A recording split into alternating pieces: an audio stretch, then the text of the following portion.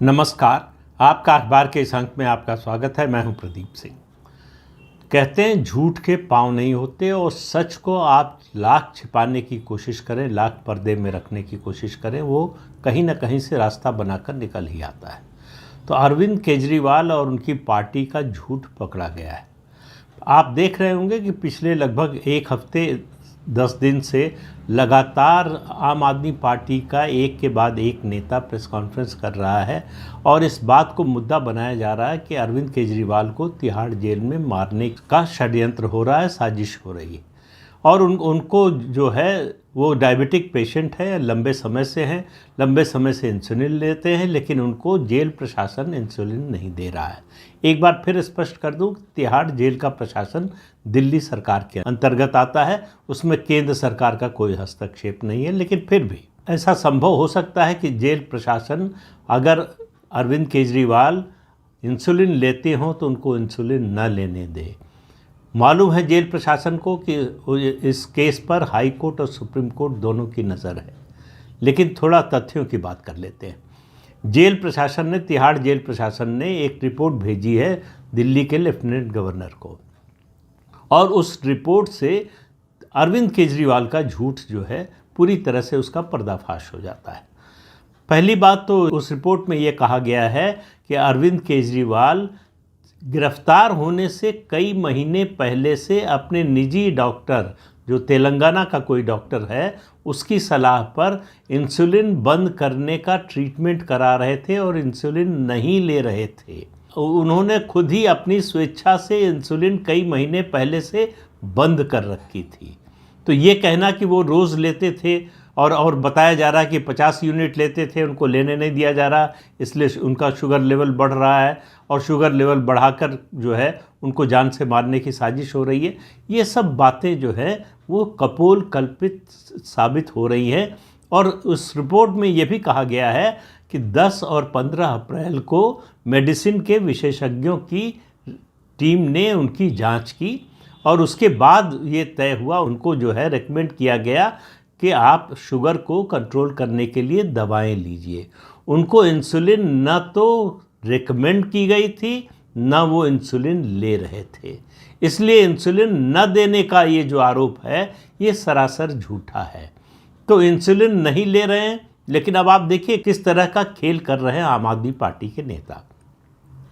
मैं एक TV channel पर संजय सिंह का बयान देख रहा था, वो उनका स्टेटमेंट आ रहा था। वो सुप्रीम कोर्ट के जजमेंट के एक हिस्से को पढ़कर सुना रहे थे कि सुप्रीम कोर्ट ने अपने जजमेंट में लिखा था, जब उनका मामला उनकी याचिका रद्द की थी, तब उस मामले में सुप्रीम कोर्ट ने यह निर्देश दिया था जेल प्रशासन को कि इनको जेल में केला, टॉफ़ी और ग्लूकोज दिया जाए। इसके अलावा शुगर और बीपी नापने की मशीन का, यंत्र का इंतज़ाम किया जाए।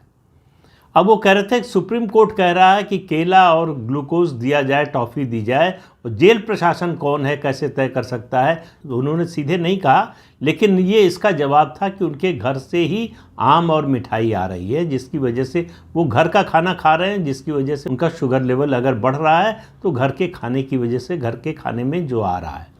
अब आप देखिए, एक बात वो बड़ी सफाई से छिपा गए। सुप्रीम कोर्ट ने कहा था कि ये चीज़ें उनको दी जाएं ताकि अगर उनका शुगर लेवल कम हो जाए तो उस समय ले सकें। ऐसे समय लेने के लिए नहीं कहा था कि जब उनका शुगर लेवल बढ़ा हुआ हो।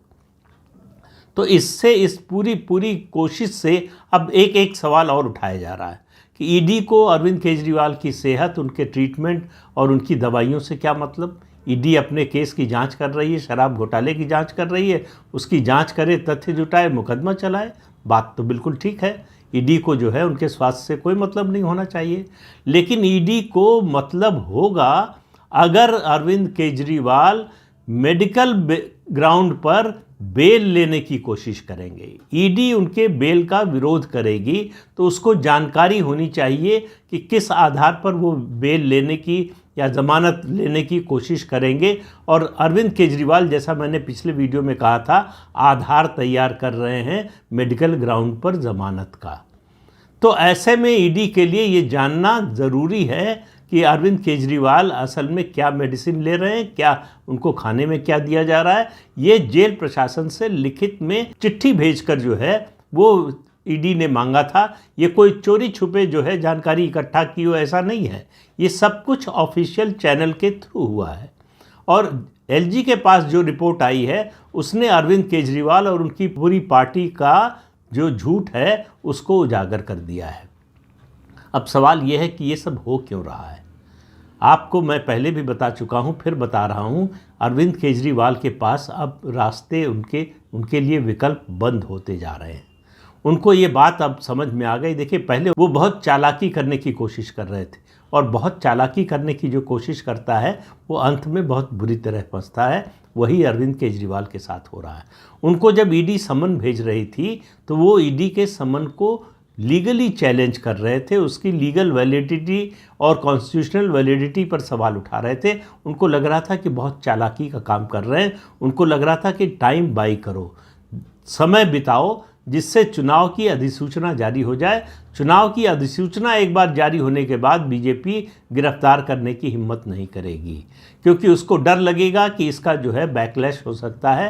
अरविंद केजरीवाल अगर गिरफ्तार होते हैं तो उनको सहानुभूति मिलेगी दिल्ली में, और दिल्ली और पंजाब दोनों जगह आम आदमी पार्टी की सीटें बढ़ने की संभावना बढ़ जाएगी।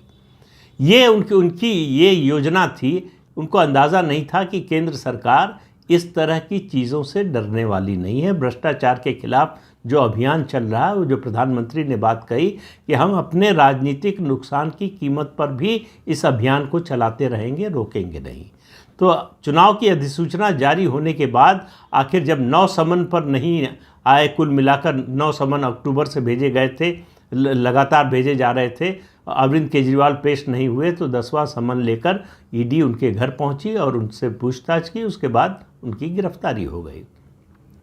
ये जो है अप्रत्याशित बात थी आम आदमी पार्टी के लिए। इसके लिए आम आदमी पार्टी और अरविंद केजरीवाल तैयार नहीं थे। वो बिल्कुल निश्चित थे कि अब जो है चुनाव का नतीजा आने तक उनकी गिरफ्तारी नहीं होगी। इससे पहले भी समन पर पेश होने से इसलिए मना कर चुके थे कि उनको चुनाव में प्रचार करना है, वो स्टार कैंपेनर हैं अपनी पार्टी के। यही दलीलें, इसी तरह की दलीलें दी गई सुप्रीम कोर्ट और हाई कोर्ट में। उनके वकील अभिषेक मनु सिंघवी ने कहा कि उनको चुनाव प्रचार से रोकने के लिए ऐसा किया जा रहा है, उनको चुनाव में भाग लेने से रोकने के लिए ऐसा किया जा रहा है, ये लेवल प्लेइंग फील्ड नहीं होगा। तो ईडी के वकील ने सवाल पूछा, जो additional solicitor general SP Raju हैं, उन्होंने कहा कि अगर कोई नेता चुनाव से पहले किसी की हत्या कर दे तो क्या उसकी गिरफ्तारी इसलिए नहीं होनी चाहिए कि चुनाव आ गए हैं या चुनाव की अधिसूचना जारी हो गई है। उन्होंने कहा क्रिमिनल प्रोसीजर कोड जो है, जो क्रिमिनल जस्टिस सिस्टम है, वो अपनी चाल से अपने तरीके से काम करता है, उसका चुनाव से कोई लेना देना नहीं है। कब चुनाव हो रहे हैं, कहाँ हो रहा है, कौन स्टार कैंपेनर है, कौन नहीं है, इससे ईडी को या किसी भी जांच एजेंसी को कोई मतलब नहीं है। उसको मतलब है अपने केस से, उसके केस में किस तरह के सबूत मिल रहे हैं, किस तरह के प्रमाण हैं, कौन लोग उसमें शामिल हैं, किनके खिलाफ जांच होनी चाहिए, किनके खिलाफ चार्जशीट फाइल होनी चाहिए, किनके खिलाफ मुकदमा चलना चाहिए। ये काम है जांच एजेंसी का। जांच एजेंसी का काम ये देखना नहीं है कि कब चुनाव की अधिसूचना जारी होगी, कब चुनाव कैंपेन के लिए कौन नेता जाएगा तो उस नेता के खिलाफ जो है हम कार्रवाई रोक दें, उसके खिलाफ जांच रोक दें। ऐसा होता नहीं है और ऐसा हुआ भी नहीं। अरविंद केजरीवाल इस गलतफहमी में थे कि शायद ऐसा होगा, उनके मामले में कुछ अलग ट्रीटमेंट होगा। फिर दूसरी चाल उन्होंने चली जेल से सरकार चलाने की। तो जेल से सरकार चलाने की उनकी कोशिश भी नाकाम हो चुकी है।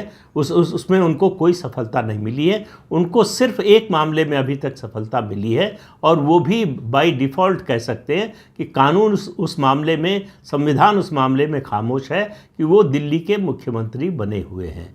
लेकिन मेरा मानना है कि 4 जून के बाद वो दिल्ली के मुख्यमंत्री तो किसी भी हालत में नहीं रहेंगे। 4 जून के बाद मतलब 2-4-6 दिन आगे पीछे हो सकता है, पीछे तो नहीं होगा। 4 जून से पहले तो शायद उम्मीद अब जो है अब तक नहीं हुआ है, तो 4 जून से पहले दिल्ली में राष्ट्रपति शासन लगेगा, इसकी उम्मीद नहीं है। लेकिन 4 जून के बाद अगर उन्होंने इस्तीफ़ा न दिया और कोई दूसरा मुख्यमंत्री या विधायक दल का नेता न चुनवाया तो उनके लिए जो है कठिनाई होने वाली है। उनकी सरकार जा सकती है और दिल्ली में राष्ट्रपति शासन लग सकता है। तो जेल प्रशासन ने, तिहाड़ जेल प्रशासन ने बड़े स्पष्ट शब्दों में कहा कि अरविंद केजरीवाल को इंसुलिन से कभी वंचित नहीं किया गया। जब इंसुलिन ले ही नहीं रहे थे, जब इंसुलिन के लिए उनको डॉक्टर ने रेकमेंड ही नहीं किया है, जब वो इंसुलिन बंद करने का ट्रीटमेंट करा रहे थे, ऐसे में उनको इंसुलिन क्यों चाहिए? ये एक प्रचार मात्र था कि बार बार कहा जा रहा था आम आदमी पार्टी के नेताओं की ओर से कि आखिर जेल प्रशासन और फिर उसमें केंद्र सरकार, प्रधानमंत्री, सबको शामिल कर लिया गया कि सब षड्यंत्र में शामिल हैं और अरविंद केजरीवाल को जेल में ही मार देना चाहते हैं। संजय सिंह तो यहाँ तक चले गए, उन्होंने रूस का उदाहरण दिया कि रूस के विपक्ष के नेता को जिस तरह से जेल में मार दिया गया, उसी तरह से अरविंद केजरीवाल को जेल में मारने की साजिश हो रही है। ये सब बातें कही जा रही थी जनता की सहानुभूति जुटाने के लिए, जनता में जो आम आदमी पार्टी के समर्थक हैं, वोटर हैं, उनमें आक्रोश पैदा हो केंद्र सरकार के खिलाफ, भाजपा के खिलाफ, प्रधानमंत्री नरेंद्र मोदी के खिलाफ, और इस चुनाव में वो भाजपा के खिलाफ और बढ़ चढ़ कर वोट करें, इसके लिए ये सब किया जा रहा था। लेकिन ये सहानुभूति जुटाने की सारी कोशिश अब तक बेकार साबित हुई है। कहीं से किसी मामले में सहानुभूति का कोई लक्षण दूर दूर तक दिखाई नहीं दे रहा है। अरविंद केजरीवाल जेल में हैं, लोग निश्चिंत होकर अपने काम धाम पर हैं, किसी को इस बात से फर्क नहीं पड़ा कि अरविंद केजरीवाल गिरफ्तार हो गए। आम आदमी पार्टी के बहुत से समर्थकों और वोटरों का ये मानना है कि जो हो रहा है वो अरविंद केजरीवाल की वजह से ही हो रहा है, उनकी जो करनी है उसी का फल उनको मिल रहा है। तो सहानुभूति मिलने की बजाय उसका उल्टा असर हो रहा है। जितना इस तरह के नाटक करेंगे अरविंद केजरीवाल और उनकी पार्टी के लोग, जितना सहानुभूति जुटाने के लिए नई नई तरकीबें अपनाएंगे, उतना उनका नुकसान होने वाला है। ये बात उनको ईडी के समन को इग्नोर करने की घटना से अभी तक समझ में नहीं आई है। अब वो जो कर रहे हैं वो दरअसल अपनी इमेज और ख़राब करने की कोशिश कर रहे हैं। और इंडी अलायंस में होने के बावजूद देखिए उनके समर्थन में कोई सड़क पर नहीं उतरा, कोई गठबंधन का साथी दल उनके समर्थन में सड़क पर नहीं उतरा, साथ नहीं आया। सिर्फ सोशल मीडिया पर बयान देने के अलावा किसी तरह का कोई समर्थन अरविंद केजरीवाल का बचाव करने के लिए नहीं आया, और भविष्य में आएगा इसकी भी संभावना नहीं है। 4 जून को जब नतीजे आएंगे लोकसभा चुनाव के, तो उस समय मुझे लगता है कि विपक्ष जो है और ज़्यादा हताश और निराश होगा। ऐसे में अरविंद केजरीवाल की किसी को चिंता नहीं होगी, सबको अपनी अपनी चिंता होगी, कहाँ से चले थे और कहाँ पहुँचे हैं। अरविंद केजरीवाल, उनके लिए रास्ते, मैं फिर कह रहा हूँ, सारे रास्ते बंद होते जा रहे हैं, सारे विकल्प खत्म होते जा रहे हैं। उनके सामने एक ही विकल्प है कि वो मुख्यमंत्री पद से इस्तीफा दें, किसी को मुख्यमंत्री चुनवाएं और दिल्ली का शासन चलने दें, आम आदमी पार्टी की सरकार को बने रहने दें। वो जो कर रहे हैं वो इस बात की भूमिका बन रही है उससे कि दिल्ली में आम आदमी पार्टी की सरकार रहने ही न पाए। इससे ऐसा लगता है कि अरविंद केजरीवाल की सोच ये है, अगर मैं नहीं तो कोई नहीं। इसी सोच के तहत, इसके अलावा और कोई कारण समझ में नहीं आता कि वो मुख्यमंत्री पद से इस्तीफा क्यों नहीं दे रहे हैं, क्योंकि उनको भी बहुत अच्छी तरह से मालूम है कि जेल से सरकार नहीं चल सकती और न चल रही है। तो ऐसे में अरविंद केजरीवाल की सारी युक्तियां, सारी तरकीबें फेल होती जा रही हैं और उनके लिए आने वाला समय और कठिन होता जा रहा है। तो इस अंक में इतना ही, अगले अंक में फिर मिलेंगे किसी नए मुद्दे के साथ। तब तक के लिए अनुमति दीजिए। आपसे अनुरोध है कि चैनल देखिए, शेयर कीजिए, लाइक कीजिए और सब्सक्राइब ज़रूर कीजिए। नमस्कार।